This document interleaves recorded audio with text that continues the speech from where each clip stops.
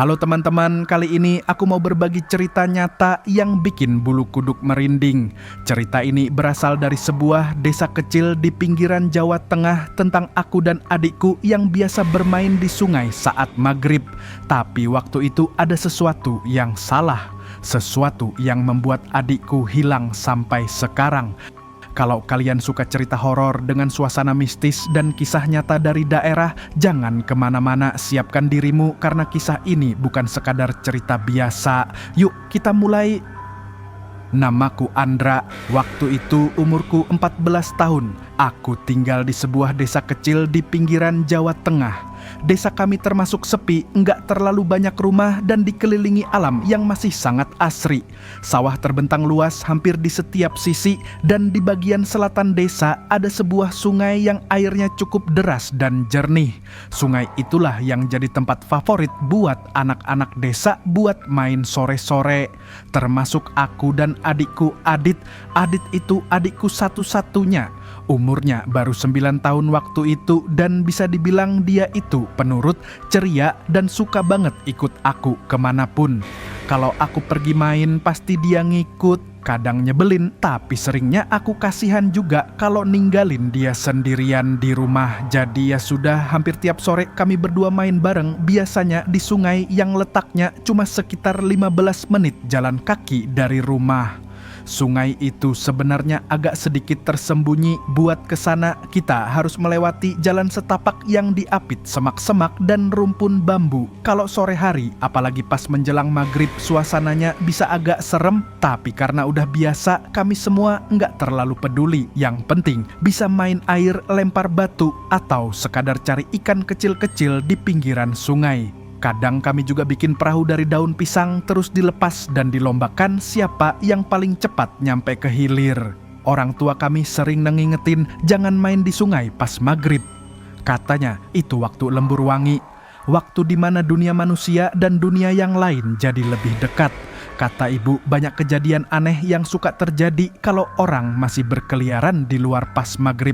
Tapi buat kami, itu cuma cerita buat nakut-nakutin anak kecil. Lagi pula, belum pernah ada apa-apa sebelumnya. Jadi kami anggap angin lalu aja. Hari itu seperti biasa, setelah pulang sekolah dan ganti baju, aku dan Adit langsung ambil sandal dan berjalan ke sungai. Matahari masih cukup tinggi waktu kami sampai dan ada beberapa anak lain juga yang lagi main. Kami ketawa-tawa, ciprat-cipratan air dan main lempar-lemparan lumpur. Aku sempat bikin jaring dari benang bekas dan mencoba menangkap ikan kecil. Adit bantu pegang ember buat naruh hasil tangkapan meskipun isinya cuma 2 ekor ikan kecil seukuran jari. Waktu terasa cepat banget berlalu. Tahu-tahu langit mulai berubah warna, matahari mulai condong ke barat, warnanya jadi oranye kemerahan. Anak-anak lain satu persatu pamit pulang. Tapi Adit masih pengen main. Dia merengek, "Sebentar lagi ya kak, lagi seru nih." Aku sebenarnya udah agak ragu soalnya udah mulai senja, tapi karena lihat wajahnya yang antusias, aku ngalah. Kami duduk sebentar di batu besar dekat pinggir sungai, lihat air yang mulai tenang. Adit iseng mainin ranting pohon dijadikan seperti pancing-pancingan. Tiba-tiba dia nyeletuk, "Kak, tadi aku dengar suara orang manggil dari sana." Dia menunjuk ke arah seberang sungai, tempat yang ditumbuhi pohon bambu tinggi dan agak gelap. Aku dengar juga sih kayak suara gemerisik, tapi kukira cuma suara angin. "Ah, paling cuma suara daun," jawabku santai sambil ngelempar kerikil ke air. Tapi Adit nggak kelihatan yakin, wajahnya mulai agak tegang. Sambil duduk, aku ngerasa udara mulai berubah. Angin yang tadi hangat tiba-tiba jadi dingin. Bulu kuduku meremang. Entah kenapa suasana mendadak hening. Nggak ada lagi suara jangkrik. Nggak ada angin yang menyapu daun-daun. Semuanya kayak berhenti sesaat. Aku mulai ngerasa nggak enak. "Dit, kita pulang yuk," ajakku. Tapi Adit masih terpaku ngeliat ke arah seberang sungai. Dia bilang pelan, "Kak, di sana ada orang. Dia ngeliatin kita." Aku langsung nengok, tapi aku nggak lihat siapa-siapa. Cuman bayangan pepohonan yang makin gelap dan air sungai yang masih mengalir tenang. Mana, nggak ada siapa-siapa tuh. kataku mencoba tetap tenang, tapi Adit tetap bersikeras. Ada kak, dia pakai baju putih, tapi mukanya hitam. Aku langsung berdiri dan narik tangan Adit. Udah, ayo kita pulang. Sekarang kali ini aku nggak mau ambil risiko. Langit udah mulai gelap, warna merahnya hilang berganti dengan biru tua yang pekat. Kami jalan cepat menyusuri jalan setapak yang tadi kami lewati. Di belakang kami suara air sungai terdengar makin pelan, tapi di telingaku rasanya justru makin jelas. Saat kami hampir sampai ke jalan utama, aku sempat nengok ke belakang. Dan saat itulah aku melihat sesuatu, bukan manusia, tapi kayak bayangan hitam berdiri diam di pinggir sungai jauh di belakang kami. Bentuknya tinggi, kurus, dan seperti menyatu dengan pohon bambu. Aku gak berani bilang ke Adit, aku cuman genggam tangannya erat dan mempercepat langkah. Di dalam hati, aku mulai percaya mungkin peringatan orang tua itu bukan cuman omong kosong. Sesampainya di rumah, ibu langsung marah. Sudah dibilang jangan main sampai maghrib, itu waktu rawan. Ayah juga langsung menyuruh kami masuk dan cuci kaki tangan. Tapi saat itu belum terjadi apa-apa. Kami berdua baik-baik saja. Malam itu aku tidur di kamar bersama Adit seperti biasa. Kami ngobrol sebentar sebelum tidur. Adit bilang pelan, tadi aku ngerasa kayak ditarik, Kak, tapi cuma sebentar, terus hilang. Aku kira itu cuma imajinasi dia aja. Anak kecil kan suka berlebihan. Jadi aku cuma bilang, udah lupakan aja. Kita nggak akan main lagi sore-sore, apalagi sampai maghrib. Adit mengangguk tapi dia masih terlihat takut. Saat aku mulai tertidur, aku sempat dengar dia berbisik. Tapi dia bilang bakal ketemu lagi besok. Dan disitulah semuanya mulai berubah. Kalimat itu terus terngiang-ngiang di kepalaku semalaman. Aku pikir cuma mimpi, tapi besok paginya Adit bangun dengan wajah yang pucat. Dia nggak seperti biasanya. Biasanya dia bangun lebih pagi dari aku, langsung nyalain TV atau minta sarapan. Tapi pagi itu dia cuma duduk di pinggir tempat tidur, matanya kosong dan tangannya dingin. Pas aku tanya, dia cuma jawab pelan, aku capek, Kak. Ibu sempat heran juga lihat Adit nggak seceria biasanya. Tapi karena dia nggak demam atau kelihatan sakit, ibu pikir mungkin Adit cuman kecapekan main kemarin. Aku sendiri masih agak gelisah, apalagi karena aku masih inget jelas sosok bayangan hitam di pinggir sungai itu. Tapi aku nggak berani cerita ke siapa-siapa, takut dikira lebay atau malah nakut-nakutin. Hari itu hari Sabtu, jadi kami nggak sekolah. Biasanya Sabtu pagi kami sekeluarga ke pasar atau minimal aku dan Adit main sepeda keliling desa. Tapi Adit malah minta tidur lagi habis sarapan. Aku biarin dia istirahat. Sore harinya pas aku ajak main dia nolak. Katanya aku nggak boleh keluar sore ini. Wajahnya kelihatan serius, nggak kayak anak kecil lagi. Suaranya datar, beda banget dari biasanya. Malamnya, sekitar jam 9, aku dengar suara dari kamar mandi. Bukan suara air, tapi suara kayak orang bareng ngomong pelan. Aku intip dari balik pintu kamar dan kulihat Adit berdiri di depan cermin kamar mandi yang lampunya redup. Dia ngomong sendiri, suaranya pelan banget kayak bisikan. Aku bisa tangkap beberapa kata. Aku udah di sini, tapi Kak Andra jangan ikut ya. Aku langsung mendekat. Adit, kamu ngapain? Tanyaku. Dia kaget, langsung nengok ke arahku, tapi matanya aneh, seperti nggak sepenuhnya sadar. Dia cuman jawab, nggak apa-apa Kak. Aku cuman ngobrol sama siapa? Tapi sebelum aku bisa nanya lebih jauh, ibu datang dan nyuruh kami tidur. Aku terus kepikiran ada yang aneh. Adit bukan anak yang suka hal-hal aneh atau bicara sendiri, tapi sekarang dia seperti orang yang diikuti sesuatu. Malam itu aku tidur gelisah. Sekitar jam 3 pagi aku terbangun. Udara kamar dingin sekali padahal jendela tertutup. Adit nggak ada di tempat tidurnya. Aku panik. Aku keluar kamar nyari ke dapur, ke kamar mandi, kosong. Pas aku buka pintu depan rumah, jantungku hampir berhenti. Adit berdiri di tengah halaman, sendirian, dalam gelap. Aku langsung lari dan narik dia masuk. Ngapain kamu di luar? Tanyaku keras. Dia cuma senyum kecil dan bilang, aku dipanggil. Aku menggigil. "Siapa yang manggil?" Tanyaku pelan. Dia jawab lirih, "Yang dari sungai." Aku nggak bisa tidur lagi malam itu. Aku cuma duduk di pojokan kamar sambil merhatiin Adit yang akhirnya tidur lagi. Tapi wajahnya pucat dan sesekali dia senyum sendiri. Senyum yang nggak seperti biasanya. Ada sesuatu yang aneh. Besoknya aku ceritain semuanya ke mbahku yang tinggal di rumah sebelah. Mbah cuma diam lama lalu bilang, "Mbah udah lama curiga sungai itu memang tempatnya bukan buat manusia main-main. Kalau sudah dipanggil susah untuk kembali." Aku kaget. "Dipanggil maksudnya Adit?" Mbah mengangguk pelan. "Mungkin dia udah dikasih tanda. Biasanya kalau anak kecil terlalu polos, mereka mudah dibujuk. Apalagi kalau pas maghrib. Dunia kita dan dunia mereka lagi tipis-tipisnya." Aku pulang ke rumah dengan perasaan makin berat. Siangnya aku coba ngobrol sama Adit, tapi dia lebih banyak diam. Kalaupun jawab cuma seperlunya, seolah dia ada di dunia lain. Kadang dia duduk di pojok ruangan melamun atau bisik-bisik sendiri. Aku mulai takut kehilangan adikku, tapi aku nggak tahu harus ngapain. Malam berikutnya hal aneh terjadi lagi. Sekitar tengah malam aku terbangun karena dengar suara air, kayak orang main di kolam atau sungai. Tapi itu nggak mungkin. Rumah kami jauh dari sungai dan siapa juga yang main air malam-malam. Aku coba abaikan, tapi suara itu makin jelas. Aku bangun dan ngintip dari jendela kamar.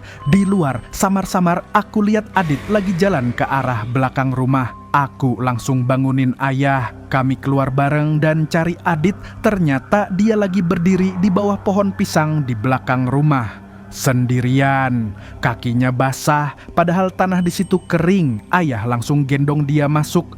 Adit masih setengah sadar, matanya setengah tertutup, tapi bibirnya komat kamit.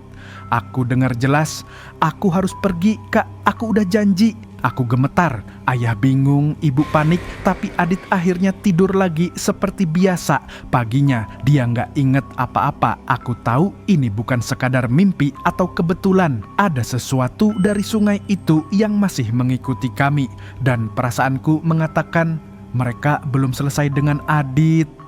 Dan firasat itu ternyata benar. Hari itu adalah terakhir kalinya aku melihat Adit dalam keadaan utuh dan masih menjadi adikku seperti biasanya.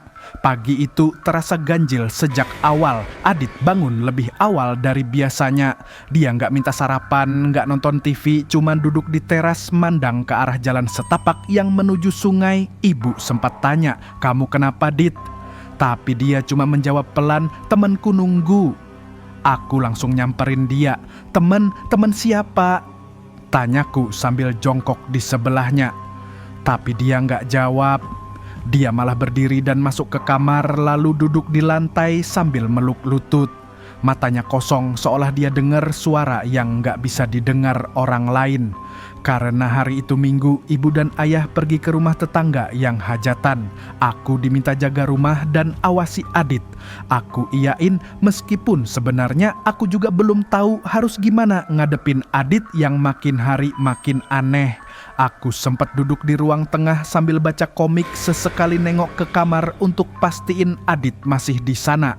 Tapi mungkin sekitar setengah jam kemudian semuanya berubah. Aku ke kamar dan Adit udah nggak ada. Aku pikir dia ke kamar mandi, tapi pintu kamar mandi kosong. Aku keliling rumah, nyari ke dapur, ke halaman, ke belakang rumah, kosong. Aku panik, aku langsung lari ke jalan setapak. Aku tahu dia pasti ke sungai. Entah kenapa aku yakin banget. Langkahku cepat, hampir lari. Jalan setapak itu terasa lebih panjang dari biasanya. Angin terasa dingin meski matahari masih terang. Pas aku sampai di sungai, aku langsung berhenti mendadak. Nggak ada siapa-siapa. Sungai itu tenang, airnya jernih, mengalir pelan, tapi suasananya hening. Nggak ada suara jangkrik, burung atau apapun. Seperti waktu berhenti.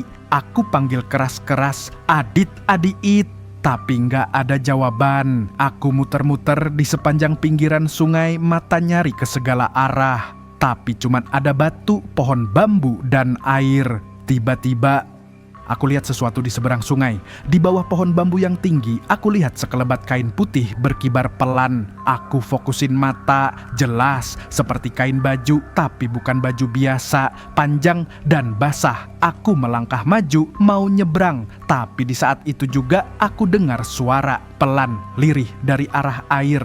Jangan ikut, Kak, suara Adit. Aku langsung mundur, jantungku berdetak kencang. Aku yakin itu suara Adit. Tapi dia nggak kelihatan. Aku jalan lagi ke pinggir sungai, duduk dan berusaha dengar baik-baik. Tapi suara itu nggak muncul lagi, hanya air yang mengalir. Aku pulang dengan napas ngos-ngosan dan kepala penuh pertanyaan. Saat ibu dan ayah pulang, aku langsung cerita semuanya. Kami sekeluarga langsung panik. Ayah menghubungi warga. Malam itu juga puluhan orang dari desa turun ke sungai membawa senter, obor, bahkan perahu kecil. Mereka menyusuri sungai sampai jauh malam. Tapi hasilnya nihil, nggak ada jejak Adit sama sekali, seolah dia ditelan bumi. Hari-hari setelahnya berubah jadi neraka. Ibu terus menangis, ayah berusaha tenang, tapi aku tahu beliau juga hancur. Polisi sempat datang bantu pencarian, bahkan bawa anjing pelacak, tapi tetap aja nggak ada petunjuk. Dan di tengah semua itu, aku mulai mendengar suara Adit lagi. Bukan mimpi, bukan halusinasi, tapi suara nyata saat aku sendirian. Kadang dari arah jendela kamar, kadang dari kamar mandi. Suaranya pelan, seperti bisikan, selalu kalimat yang sama. Aku belum boleh pulang. Aku sempat pikir aku gila. Tapi setiap kali suara itu datang, hawa dingin ikut masuk. Kadang lampu kamar berkedip, kadang pintu terbuka sendiri. Aku tahu ini bukan hal biasa. Aku tahu Adit belum sepenuhnya hilang, tapi dia ada di tempat yang salah. Suatu malam sekitar seminggu setelah Adit hilang, aku bermimpi. Mimpi yang terasa lebih nyata dari mimpi biasanya. Dalam mimpi itu, aku ada di pinggir sungai, tapi airnya hitam, langit gelap. Pohon bambu tumbuh tinggi menjulang dan dari antara mereka muncul sosok kecil.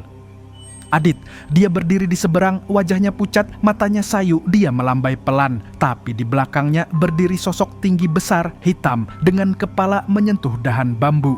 Tangannya panjang menggenggam bahu Adit. Sosok itu tidak punya wajah, hanya bayangan gelap yang menempel di tubuh Adit.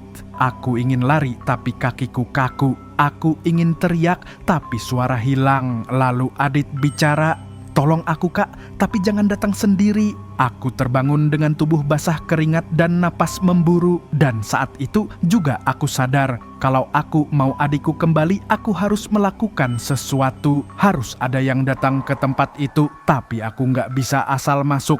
Karena kalau salah langkah, aku sendiri bisa nggak balik. Dan malam itu, aku mulai mencari cara.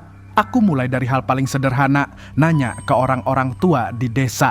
Tapi ya, namanya juga kampung, nggak semua orang mau ngomong soal hal-hal yang mereka anggap pamali. Banyak yang cuman ngelirik aku aneh, lalu bilang, "Udah Endra, mending jangan diungkit, nanti tambah runyam." Tapi aku nggak bisa diam. Nah, ini soal Adit, adik kandungku, dan aku tahu dia belum pergi jauh. Dia cuman ditahan di tempat yang bukan dunia kita. Akhirnya aku nekat datang ke rumah Mbah Suro, dukun tua yang tinggal di pinggiran desa. Orang-orang bilang dia bisa ngobrol sama makhluk halus. Meski jarang ada yang mau berurusan dengannya, aku nggak peduli. Aku ketuk pintu rumahnya pas habis maghrib. Iya, maghrib, waktu yang selalu dibilang waktu berbahaya. Pintu rumahnya langsung kebuka, seolah udah tahu aku bakal datang. "Mbah udah nunggu kamu," katanya lirih, suaranya serak dan matanya tajam kayak bisa nembus pikiranku. Aku langsung cerita semuanya dari awal sampai Adit hilang. Dia diam lama banget. Terus dia masuk ke dalam rumah dan keluar lagi sambil bawa segenggam daun kering dan sebuah botol kecil berisi cairan keruh. "Anak itu udah dikasih tanda," kata Mbah Suro akhirnya, "dan yang ngasih bukan makhluk kecil. Ini bukan jin biasa, ini penunggu aliran makhluk tua yang udah ada sebelum desa ini berdiri." Aku merinding. Tapi kenapa Adit? Dia masih kecil. Karena Adit bersih. hatinya polos, dan waktu dia main pas maghrib dia nginjek wilayah yang seharusnya bukan tempatnya. Makhluk itu merasa terganggu, tapi alih-alih marah dia tertarik. Dia memilih Adit aku nelen ludah berat. Aku tanya, masih bisa diselamatkan? Mbah Suro menatapku lama.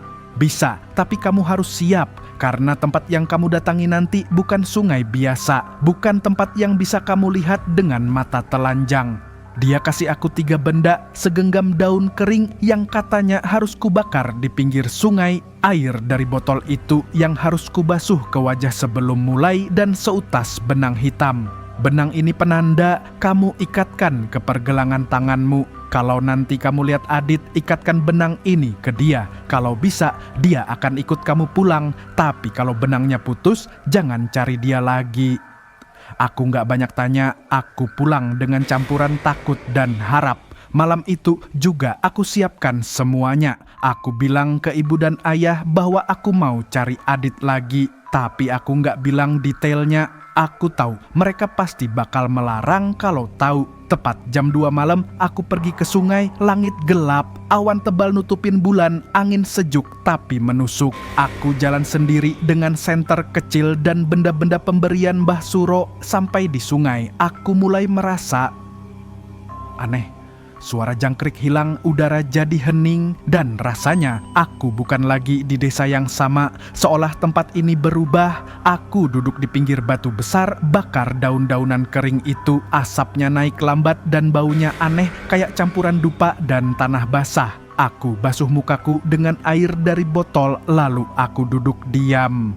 Tunggu, dan sesuatu berubah. Air sungai yang tadi tenang mulai bergerak pelan, seperti beriak. Tapi bukan karena angin. Dari kejauhan aku lihat kabut tipis muncul. Kabut itu makin mendekat dan bersamanya suara tangisan anak kecil. Adit, panggilku ragu. Suara itu berhenti. Lalu dari kabut perlahan muncul sosok kecil berjalan ke arahku. Langkahnya pelan, tubuhnya basah kuyup, dan itu Adit. Aku langsung berdiri. Dit! Dia mandang aku, tapi matanya kosong. Pulang yuk Dit, ini Kak Andra, kataku sambil maju siap ngiket benang ke tangannya. Tapi pas aku mau mendekat, Adit mundur. Di belakangnya kabut makin tebal dan ada sosok hitam muncul. Sosok tinggi, kurus, lehernya panjang, matanya merah menyala. Dia berdiri persis di belakang Adit, tangannya panjang melingkar di bahu adikku. Aku gemetar, tapi aku tahu ini kesempatan satu-satunya. Adit, ayo pulang, ini benangnya, pegang ya, kataku sambil ngulurkan tangan dan mulai ngiket benang ke pergelangan tangan Adit. Dia diam, tapi gak nolak. Saat benang terikat penuh, tanah di bawah kakiku berguncang. Makhluk hitam itu mengeluarkan suara geraman panjang, angin berputar, sungai seperti mendidih. Tapi aku peluk Adit erat-erat. Ayo pulang Dit, kamu gak boleh di sini. Tiba-tiba suara tawa terdengar dari segala arah. Bukan tawa manusia, tawa makhluk yang banyak. Sekelilingku penuh suara, tapi Adit akhirnya ngomong, Kak, aku pengen pulang, tapi aku takut. Aku peluk dia makin kencang. Kakak di sini, nggak apa-apa. Pegang benangnya, jangan lepas. Saat itu juga semuanya gelap, aku nggak tahu apa yang terjadi. Tapi detik berikutnya aku terbangun di pinggir sungai. Sinar matahari pagi udah mulai kelihatan dan di sebelahku kosong. Adit nggak ada, yang tersisa cuma benang hitam putus. Aku duduk diam di pinggir sungai. Sinar matahari pagi mulai menembus kabut, tapi rasanya dingin, nggak mau pergi dari tubuhku. Jari-jari tanganku masih gemetar dan mataku terus menatap benang hitam yang tergeletak di tanah seperti benda tak berarti. Tapi aku tahu benda itu saksi bahwa aku hampir berhasil. Hampir. Adit tadi sempat aku peluk. Tangannya hangat. Dia sempat bicara, itu bukan mimpi. Tapi kenapa benangnya bisa putus? Apa artinya dia ditarik kembali ke tempat itu? Atau dia sendiri belum yakin mau kembali? Aku pulang dengan langkah berat dan begitu sampai rumah, ibu langsung memelukku sambil menangis. Ayah hanya duduk di teras, wajahnya letih, matanya kosong. Aku nggak cerita soal Mbah Suro, nggak cerita soal benang itu. Aku hanya bilang, aku ketemu Adit, tapi belum bisa bawa dia pulang. Malam itu untuk pertama kalinya aku nangis diam-diam di kamar. Rasa bersalah makin menumpuk di dada. Andai saja aku nggak ngajak Adit main ke sungai sore itu, semua ini nggak akan terjadi. Aku nyalain senter kecil dan ngeliatin benang hitam yang kini udah kusimpan di kotak kecil. Tapi tiba-tiba aku sadar ada sesuatu aneh di ujung benang itu. Aku ambil kotaknya, buka pelan dan lihat lebih dekat. Ujung benang itu bukan cuman putus, tapi ada simpul kecil, kayak sengaja diikat oleh tangan mungil. Aku langsung duduk, nafasku terhenti sesaat. Adit, dia sempat ngikat balik benangnya. Apa itu tandanya dia masih berusaha? Malam itu aku langsung ke rumah Mbah Suro lagi. Meski udah larut, aku ketuk pintunya. Nggak ada suara, tapi pas aku mau balik, pintu terbuka sendiri dan Mbah Suro berdiri di sana, matanya langsung menatap kotak di tanganku. "Kamu masuk terlalu dalam," katanya pelan. Aku tunjukin benangnya. Dia ngikat balik, dia pengen pulang. Mbah Suro menarik napas panjang. "Kalau begitu, cuma satu cara tersisa, tapi ini jalan terakhir. Dan kamu harus tahu kalau gagal, kamu nggak cuman kehilangan Adit, kamu sendiri juga bisa ikut hilang." Aku diam sejenak, tapi jawabanku jelas. "Saya mau lanjut." Mbah Suro masuk ambil sesuatu dari lemari kayu tua di sudut rumah. Sebuah cermin kecil, bingkainya hitam, usang dan permukaannya buram. Ini bukan cermin biasa, ini jendela, tapi bukan semua orang bisa lihat apa yang ada di baliknya. Kamu harus siapin dirimu dulu. Malam itu aku tidur di rumah Mbah Suro. Dia kasih aku ramuan pahit yang katanya bisa buka mata batin. Rasanya kayak minum lumpur, tapi aku tahan. Badanku panas, kepalaku berat, dan malam itu aku nggak tidur biasa. Aku mimpi, atau entah mimpi atau bukan, aku berada di sebuah tempat luas, tapi kosong. Semuanya abu-abu kayak kabut tebal di mana-mana. Dan dari kejauhan aku lihat Adit lagi, tapi dia nggak sendiri. Ada banyak anak-anak lain berdiri diam tanpa ekspresi, semuanya menatapku. Dan di belakang mereka, makhluk itu muncul lagi, sosok hitam lebih besar dari sebelumnya. Kepalanya miring, mulutnya terbuka lebar seperti sobekan kain hitam, dan matanya menyala merah terang. Aku terbangun dengan tubuh dingin dan napas memburu, tapi kini aku bisa melihat lebih jelas segalanya. Mbah Suro bilang, mereka bukan cuma makhluk biasa, mereka pengumpul jiwa-jiwa bersih, anak-anak yang melanggar waktu, yang nggak tahu mereka menjejak dimensi yang salah. Dan Adit kini terjebak di antara dua dunia, setengahnya masih di sini, setengahnya di sana. Aku tanya, "Jadi gimana caranya bawa dia pulang?" Mbah Suro menyerahkan cermin itu. "Kamu harus datang lagi ke sungai, bawa cermin ini. Tapi kali ini bukan buat melihat, tapi buat masuk." Aku nggak ngerti maksudnya, tapi Mbah Suro hanya bilang, "Nanti kamu tahu sendiri. Dan kalau kamu lihat Adit lagi, jangan peluk dia, jangan sentuh dulu, bicara, yakinin dia. Kalau dia mau ikutmu dengan kehendaknya sendiri, baru kamu bisa sentuh dia. Tapi kalau kamu maksa, dia akan hilang sepenuhnya." Malam itu aku kembali ke sungai bawa cermin dan harapan terakhir. Angin kencang, langit mendung, bulan hampir tak terlihat. Tapi aku tetap maju. Aku duduk di tempat yang sama seperti malam sebelumnya. Kubuka kain penutup cermin. Permukaannya langsung berembun, tapi pelan-pelan.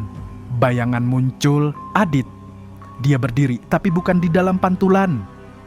Di baliknya, cermin itu memang bukan sekadar kaca, itu benar-benar jendela. Aku lihat dia menatapku, matanya berkaca-kaca. Aku hanya bilang satu kalimat, "Adit, pulang yuk, ibu sama ayah nunggu." Dia diam, lama, tapi pelan-pelan dia angguk. Tapi sebelum aku sempat berkata apa-apa lagi, sebuah tangan hitam muncul dari baliknya, mencengkeram bahu Adit, dan malam itu semuanya kembali gelap. Aku merasakan tubuhku seperti terhisap ke dalam kegelapan yang pekat. Rasanya bukan cuma gelap biasa, tapi gelap yang punya berat. Seperti ada tangan-tangan halus mencengkeram kulitku, menahan aku agar tidak lepas. Aku coba membuka mata, tapi yang kulihat hanya kabut tebal dan suara gemericik air yang makin keras. Seperti air terjun jauh di dalam hutan yang tak pernah kulihat sebelumnya. Dalam kegelapan itu, aku masih bisa merasakan kehadiran Adit. Suaranya samar, hampir seperti bisikan. "Kak, jangan takut, aku ada di sini." Aku membalas, "Aku nggak akan ninggalin kamu, Dit. Aku akan bawa kamu pulang." Tiba-tiba cermin yang kubawa bergetar hebat di tangan. Permukaan kaca itu seperti mengalir, berubah jadi sebuah pintu yang perlahan terbuka. Aku menarik napas dalam-dalam dan melangkah masuk. Rasanya seperti melayang terombang-ambing antara dua dunia. Di sisi lain pintu itu aku menemukan sebuah sungai yang airnya gelap dan berkilauan seperti minyak. Kabut mengapung rendah di permukaan air dan di kejauhan terlihat bayangan-bayangan samar. Ada suara tawa kecil dan jeritan halus yang menusuk telinga. Aku melangkah hati-hati mencoba mengikuti suara Adit. Tapi di depan sosok tinggi dengan tubuh hitam legam berdiri menghalangi jalan. Mata merahnya menatapku penuh ancaman. "Aku tahu kenapa kamu datang." Suaranya bergema dalam kegelapan. "Tapi kamu harus pilih anakmu atau dirimu sendiri." Aku terkesiap, tapi aku ingat kata-kata Mbah Suro, "Jangan maksa, biarkan Adit yang memilih." Aku menurunkan tangan yang memegang cermin dan memanggil Adit dengan suara lembut. "Dit, kamu mau ikut kakak pulang? Kalau iya, pegang tanganku, kalau enggak, aku akan mengerti." Sejenak hening menyelimuti, lalu aku melihat tangan kecil perlahan meraih tanganku. Benang hitam yang aku ikatkan dulu sudah tidak ada, tapi aku tahu ini tanda. Makhluk itu menggeram, tapi perlahan mundur dan menghilang dalam kabut. Aku merasakan tubuhku tertarik kembali ke dunia nyata. Ketika aku membuka mata, aku sudah berdiri di pinggir sungai, tangan menggenggam tangan Adit yang dingin dan lemah. "Dit, kamu pulang." Aku menangis lega. Adit hanya tersenyum lemah, matanya kini cerah seperti anak kecil biasa. Aku bawa dia pulang. Ibu dan ayah menangis bahagia. Tapi aku tahu kisah kami belum selesai. Ada sesuatu yang masih mengikuti kami dari dunia sana dan aku harus siap. Sejak Adit kembali, suasana rumah berubah. Dia sudah seperti dulu, ceria dan lincah. Tapi ada hal-hal kecil yang aku perhatikan. Kadang dia menatap ke sudut ruangan dengan mata kosong, seolah melihat sesuatu yang kami tidak bisa lihat. Kadang dia mengigau di malam hari, bilang sesuatu dengan suara lirih yang aku tidak mengerti. Aku coba tanya, tapi dia hanya tersenyum dan bilang, "Kak, aku nggak apa-apa." Namun malam-malam berlalu, aku semakin merasa ada yang aneh. Lampu mati sendiri, suara langkah kecil terdengar di lorong, dan angin dingin selalu muncul tanpa sebab. Suatu malam, aku bangun karena suara bisikan lembut dari kamar Adit. Aku masuk pelan-pelan dan kulihat dia duduk di ujung tempat tidur menatap ke arah dinding. Aku dekati dia dan pegang bahunya. "Tadi aku lihat dia lagi, Kak, sosok hitam itu, tapi dia nggak marah. Dia bilang aku harus jaga sesuatu, kalau aku nggak bisa, aku harus kembali." Jantungku langsung berdegup kencang. Ternyata makhluk itu bukan cuma penunggu sungai biasa. Ada sesuatu yang lebih besar yang terhubung dengan Adit. Aku akhirnya kembali ke Mbah Suro, kali ini untuk minta petunjuk terakhir. Mbah Suro bilang Adit membawa sesuatu dari dunia itu, sesuatu yang berbahaya kalau sampai jatuh ke tangan yang salah. Aku sadar adikku bukan cuma anak yang hilang lalu kembali. Dia sudah berubah, terikat dengan dunia lain. Dan aku harus jaga dia sekaligus melindungi desa kami. Malam itu aku dan Adit duduk di tepi sungai. Dia pegang tangan aku erat dan aku bilang, "Kita jalani ini bareng-bareng, Dit. Aku gak akan ninggalin kamu." Kabut mulai turun pelan dan dari dalamnya aku lihat bayangan hitam itu muncul lagi. Tapi kali ini dia hanya berdiri diam menatap kami tanpa ekspresi. Sebelum hilang, sosok itu bilang pelan, "Kau sudah menang untuk sekarang." Aku tahu ini bukan akhir, tapi aku siap menghadapi apapun yang akan datang demi adikku dan keluarga kami. Itulah cerita tentang Sungai Maghrib dan adikku yang hilang, yang sampai sekarang masih menyimpan misteri dan tanda tanya besar. Kadang ada hal-hal di dunia ini yang sulit dijelaskan dengan akal sehat dan mungkin ada batas yang tak boleh kita langkahi. Terima kasih sudah mendengarkan ceritaku. Kalau kalian penasaran dengan cerita horor nyata lainnya, jangan lupa like, komen, dan subscribe supaya aku bisa terus berbagi kisah seru dan menakutkan dari berbagai daerah di Indonesia. Sampai jumpa di cerita berikutnya dan ingat, selalu hati-hati dengan waktu maghrib.